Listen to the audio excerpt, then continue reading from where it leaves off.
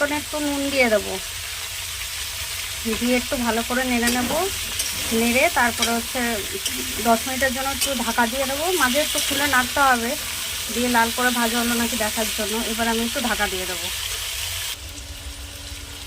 দেখো বন্ধুরা, এটা হচ্ছে একটু ভাজা ভাজা হয়ে গেছে। এবার হচ্ছে এর মধ্যে হলুদ দেবো আমি, তখন আমি নুনটা দিয়ে দিয়েছিলাম। এবার অল্প করে হলুদটা দিয়ে দিলাম,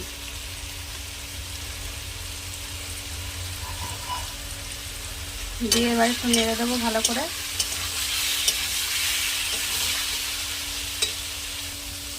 কালকে রাতে অল্প করে ছোলা ভিজিয়ে রেখে দিয়েছিলাম, এবার এই ছোলাগুলো দিয়ে দেবো, দিয়ে একটুখানি নেড়ে নেব।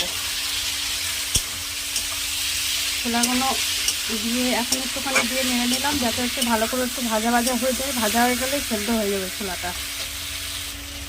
এবার এর মধ্যে দেখো বন্ধুরা, এখানে আছে হচ্ছে বেগুন আছে, রাঙালু আছে, এরকম বেগুন, রাঙালু আর হচ্ছে এই যে আলু। এবার এইটা পুরোটাই দিয়ে দেবো আমি। এর সঙ্গে হচ্ছে এই টমেটোটা দিয়ে দেবো, দিয়ে ভালো করে নেড়ে নেব। কুমড়োটা দেখো একদম নরম হয়ে গেছে। কুমড়োটা একটু লাল করে না ভেজে নিলে বন্ধুরা ভালো লাগে না। কুমড়ো পটলটা লাল করে একটু ভেজে নিতে লাগে, আলাদা করে ওটা ভেজে নিলে তরকারিটা একটু টেস্টটা ভালো হয়।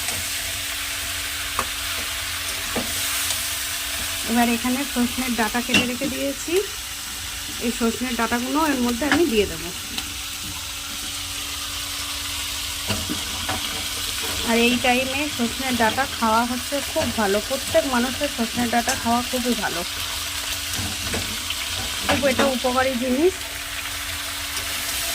দিয়ে এবার ভালো করে নেড়ে নেব।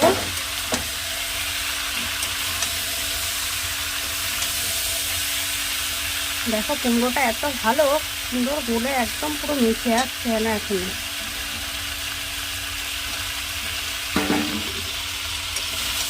তোমরা কে কে বন্ধুরা এই ডাঁটা দিয়ে সব রকম সবজি দিয়ে তরকারিটা খাও, অবশ্যই আমাকে কমেন্ট করে বন্ধুরা জানাবে।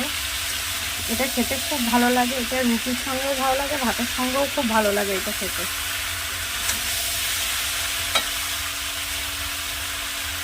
আমাদের এটা সকালে খাওয়া হবে, আর দুপুরেও বন্ধুরা একটু রাখা হবে দুপুরের জন্য। এবার আমার নাড়া হয়ে গেছে ভালো করে, দেখো বন্ধুরা সব মিশে গেছে। এবার আমি একটুখানি ঢেকে রেখে দেবো।